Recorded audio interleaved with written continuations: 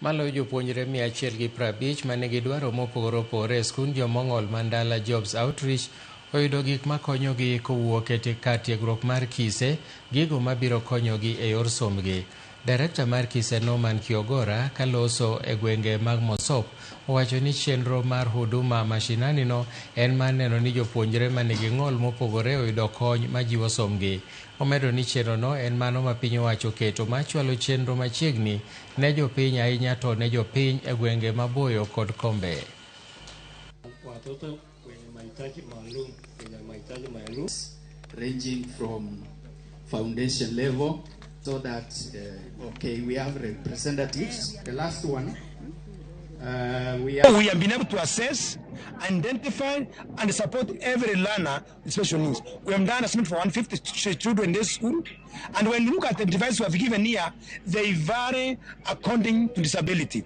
So we don't just give out devices, we give them according to needs after assessment. And I want to thank the chairman of this school, Joe, who is with us here, for what he's doing. And the understanding special disability, we will continue supporting this school because it's a desire of the employment that nobody is left behind. We have been here to donate, give equipment worth over 1 million shillings, or 1.2 million shillings to be precise.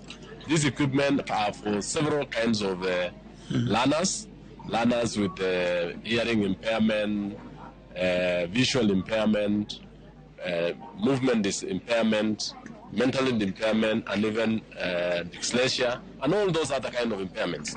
I want that director because today we are actually showing that the government of Kenya cares for every Kenyan, and more importantly, for every pupil. Tusaidia kuleta wheelchairs so that accessibility ikuwe flexible wanapoenda kwenye darasa, wanapoenda kwa mahali ambapo wanalala, itakuwa easier zaidi. So nashukuru sana. Telo manyien e riwruok makedo ne ratiro ma jopuonj NAT bade ma